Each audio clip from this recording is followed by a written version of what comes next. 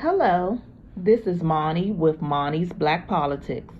Today we will discuss African American political representation and participation.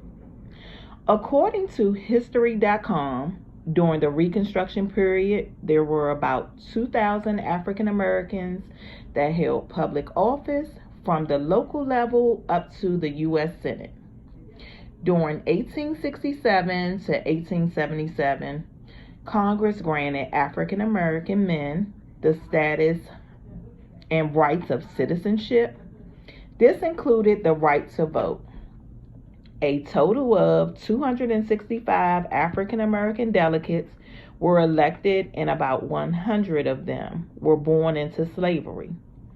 Most people aren't aware of it is the first African American delegates and congressmen were Republicans. Blacks also made up the overwhelming majority of Southern Republican voters. You're probably thinking, why were African Americans Republicans? The first reason is President Abraham Lincoln, who abolished slavery, was a Republican. The next thing is the Republican Party had the best interests of blacks during that time. So it made sense for blacks to be Republicans. What were the limitations of political representation and participation in the context of black freedom post-Reconstruction? In 1857, 7 Democrats and 2 Republican justices denied Dred Scott's case of being considered a citizen. Soon after the abolishment of slavery, Democrats passed black codes and Jim Crow laws to continue having control over black people. President Lincoln signed a legislation that provided enslaved black people with restitution of 40 acres and a mule.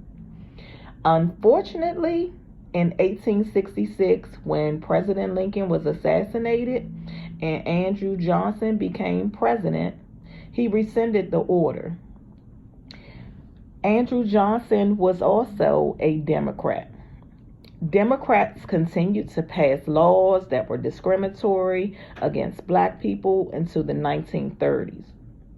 In 1936, Franklin Roosevelt ran for president and promised to eliminate segregation, discrimination in employment, wages and working conditions that had plagued African Americans.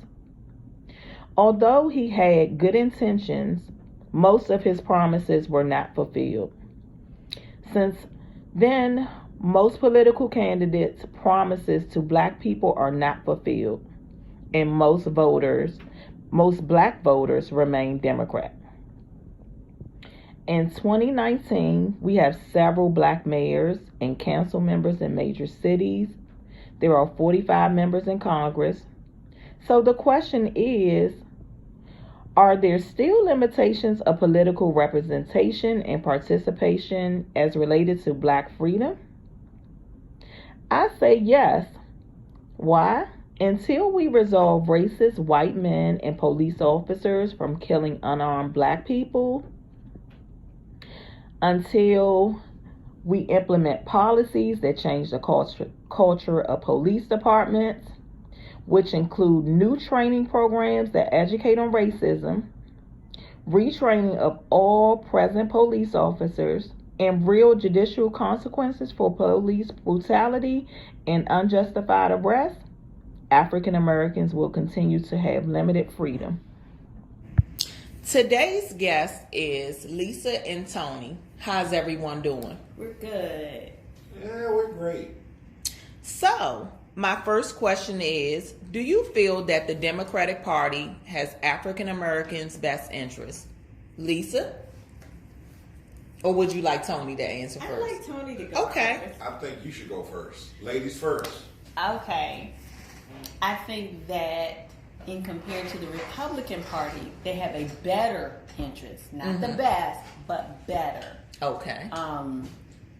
It's probably more of they have to in order to get the votes that they need, more African American votes that to that will help them to strengthen their party. Tony? Well, you may not like my response, but I feel that both parties are out of touch with the African American community.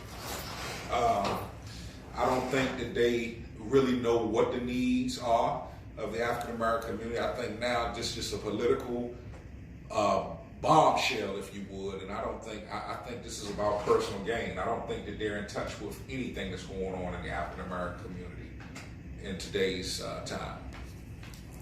So I understand your position, Lisa, but I am more likely to agree with Tony.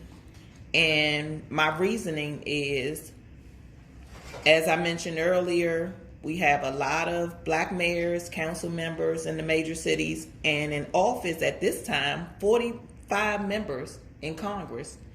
But yet we're still going through police brutality. We're still going through gun violence in poor communities. We know that poor communities can't afford to buy a whole shipment of guns. There's still a housing crisis. There's still a housing crisis, and when jobs, and when political leaders come to our communities to get our vote, you know, they make promises, and a lot of times those promises are not kept.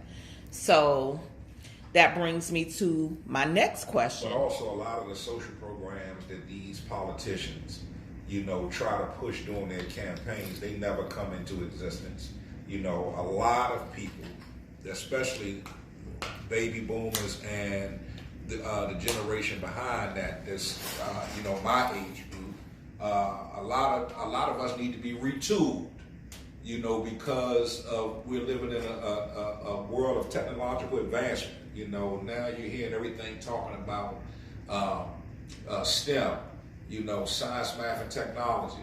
You know, most of the people that came up with me or Lisa here, you know, we were just taught hard work. You went to college, you got a degree, you got a job. Nowadays, most of the degrees that people are getting, they're outdated in 1 or 2 years. You know, so yeah, AA is basically like having a high school diploma. Yeah, so I mean, we have to do a better job in preparing citizens as a whole for, you know, the future, and we have to retool people. And I think that America needs to go on a massive campaign to retool its workforce, because we're going to fall behind, not just as African American people, but as a United States, as a country as a whole. I agree with you more on that end. But as far as the politics of it all, I think that we have to participate in some form of civil observance. We have to vote. We have to make a choice. And you mentioned the 45 members who are in Congress now who are African American, but do they even work towards our best interests? Or if they do, are they stopped, you know, in their tracks before they can even make any waves? You know, I believe that President Obama went in and he had a lot of goals in mind for all people. I really do believe that, but of course African Americans. But there were things that he could never get past. It just wasn't going to happen. There were a lot of obstacles that he faced, and so I think that is for either party. But you still have to participate. You still have to engage and try to make a difference. That is the only way. That's the only way we made the strides to where you now have 45 members. Because we have to keep trying, and I think between the two parties, the Democratic Party is the better course to go to make strides. Well, let me answer Lisa's question about when we're trying to get policies in place that benefit African Americans. So when an African American congressman or senator put something up for vote, only about 10% of the time it gets passed. Now, where a white male is involved in getting something passed, it's about 60% of the time where it gets passed. Did you want to say something? Well, I heard Lisa, And I'm a voter, and I strongly believe that she's right. You have to participate and vote. I think you should, but I think that most people are trained to just vote party.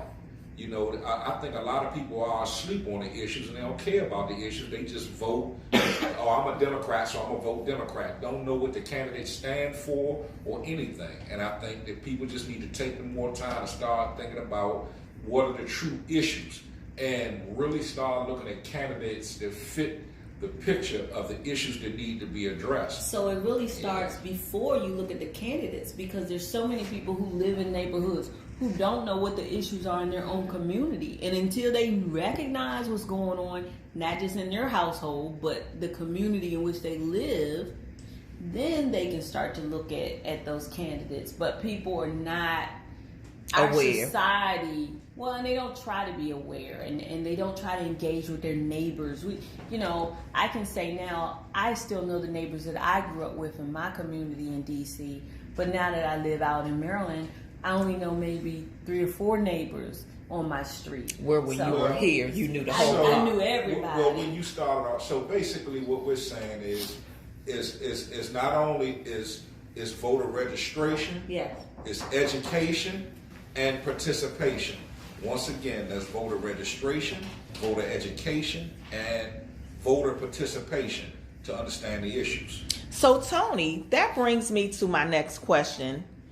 With unfulfilled promises, why do you think African Americans continue to support the Democratic Party? I just think they support the Democratic Party because it's how they were taught. It's how they were raised. A lot of that comes from that.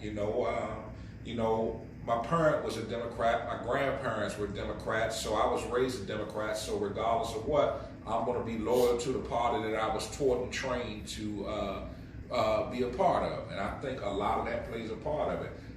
It goes back to what we were discussing earlier. A lot of people don't know the issues. They vote party just because of affiliation. So it goes back to voter registration, education, and participation. Again, we have to get people to understand what the issues are. I think it's the lesser of two evils. For some people, they look at it, but I think they tend to look at the Republican Party more as the white male establishment party, whereas Democrats, it really is the same, but we tend to see a sprinkle of African Americans and a sprinkle of women and a sprinkle of minorities are in the party. So then we say, okay, well, they've let us in a little more than this other party. So I really think you just look at it and say, well, if I got to choose, this is the one I want to choose. And then some people just don't choose either and choose independent party because they just totally are disenchanted with both of those two major parties. Well, it's about strategy. When you look at these officials or these politicians, when you look at, hey, we got to catch Virginia, we got to catch Iowa, we got to catch Carolina, we have to catch Georgia. All of it, it's about strategy. When you start talking about saying, hey, okay, where's the black vote? Republicans aren't going to come try to get the black vote because they know they're not going to get the majority black vote.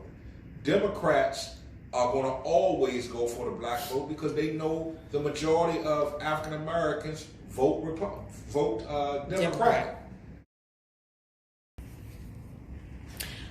So my take on it is there is definitely, when it comes to the Democratic Party, the Democrats are definitely the less of two evils.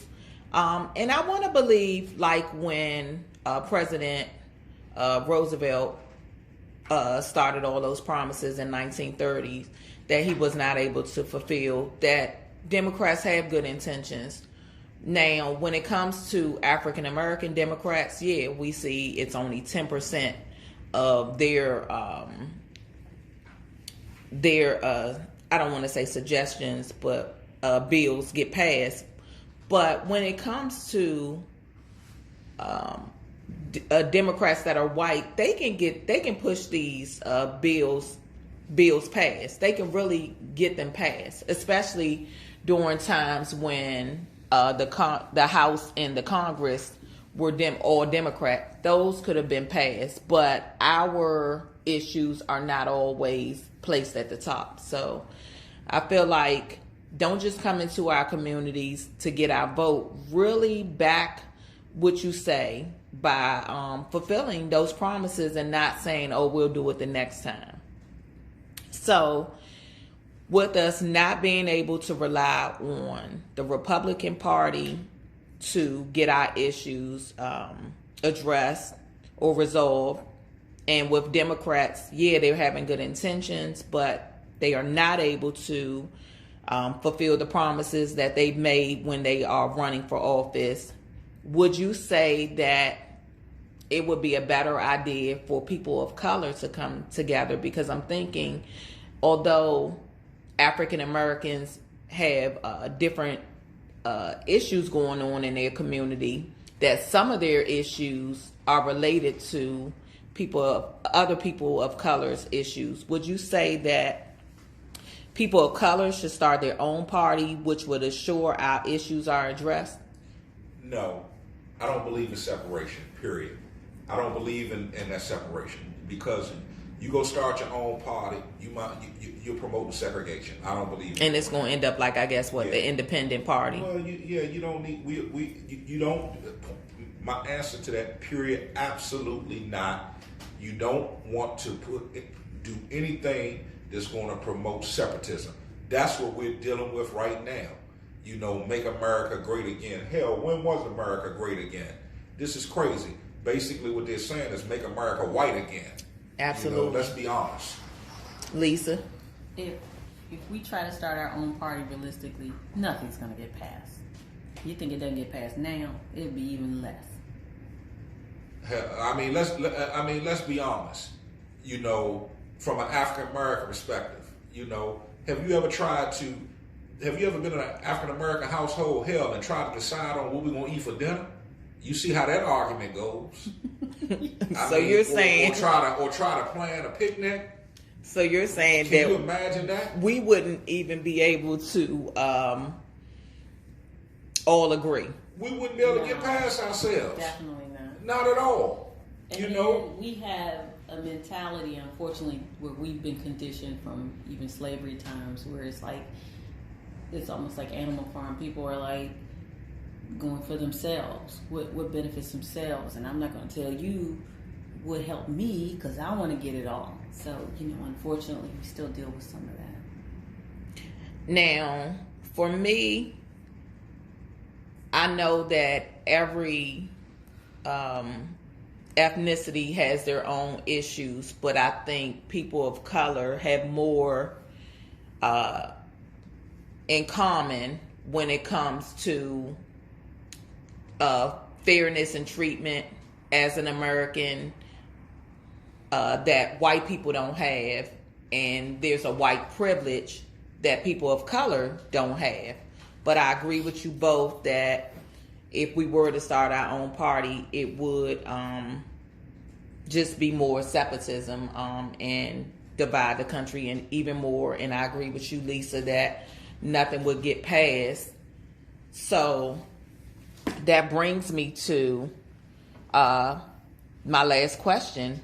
What is your suggestion for the future in African Americans voting? I just gave you my suggestion to sum it all up. First of all, we must vote. Yes. But you have to be an educated voter. Yes. You understand what I'm saying? And let me just say it point blank. Voter registration, voter education, and participation. You need to participate in the issues. You got to understand, if you're educated, then you could know what's going on, then you could participate to try to make a difference and bring more people in. And participation may be, hey, joining your local NAACP organization and get involved and register people for voting and educate people on the issues. Go into those communities that people don't want to go into, and you be a home for your own community and make sure that you're educating people. That's the only way to do it. You got to do, it's an old grassroots mentality. You got to go back, boots on ground mentality. Too many people now are just living in this superficial world, especially in the black community. Hell, let's use an example. We have people standing in line for a goddamn chicken sandwich, but those same people won't turn around and be standing in a voter registration line to get a voter registration card when it's time to vote. And say that the line is too long. And say the line is too long. It's crazy. We need to get it together. That's my opinion on it, so don't go there with me. I would agree with that, and I think that it's not just the larger elections. It's the smaller ones that you have to be educated on. You have to understand your judges. You have to put them in place. You have Great point. You have to put your mayors in place, your council members. Recorder of records. I mean, it goes down to the living in DC. Living in DC. Versus PG County, you're fortunate you get to vote your judges in. I don't. Right, exactly. Yeah. But a lot of people, you ask them, you going to vote, and they say no, they know. Or they don't even know that today is guilty of that when I didn't know who to vote for in the clerk's office and so forth, and I just picked a name. How ridiculous is that? But that was when I first went to the county. So now I look it up, I research, I see how this is going to affect our community, and I do. I vote based on how it's going to affect our community on the local level. If you ask some people right now, I remember standing out in front of my office building and asking these young men. This young man walked up, he wanted me to invest in something, buy something from him. I said, I'll tell you what, I'll buy that and I'll donate an additional $20 if you can tell me who your shadow senator is for DC. I guess he said we don't have one. Not only tell me who the shadow representative was, but also damn near couldn't tell me who the mayor was or who their ward person was. So we have to do a better job on informing our young people, man, and making sure that they're up on current events and things that are going on. Bottom line, if you don't understand where you've come from, you're never going to understand where you're going. And I'll give you, and I'm going to leave it right here, 5 Cause app. Everybody look this up. You can tell your class to look it up, 5 Cause app. That is one of the greatest apps ever invented. That app can tell you exactly who your local senators are, who your representatives are, everything that you need to know. 5 Cause app. You put every damn thing else on your smartphone, put that on your smartphone. And not only can you to tell you who your representatives are, you can contact them, their numbers, everything. You can email them, everything right from that app. Especially, and they will tell you in the app the issues that are on the table. Wow. 5 Cause app. So for me, my suggestion would be use the resources that you have. If you are a person that's staying on social media, you have 1,000 followers, when you see that issues are coming up and they're not being addressed by the local Congress member, council members, mayors, governors, whomever that will make that difference, post their information on your social media page and have people make the calls. We can't just sit around and say the Democrats aren't doing anything, but I'm going to vote because it's lesser of the two evils. We have to actually do something. If you're not working and you're looking for work, participate in a couple of protests during your time off. If you're good at writing, volunteer your time writing. When people are running for office that don't have a lot of money and resources, and you believe in them, volunteer to make phone calls for them, or just educate your community and your neighbors on this person. So I believe that the Democrats have failed us, but I also believe that, as you both said, if we get more involved and, giving them that push to say, hey, you owe us what you have promised, that things will definitely change. So what I get out of this is we can't just keep putting it on them. We have to be more involved and do something as well. So Tony and Lisa, I really appreciate you both taking the time out to sit with me today.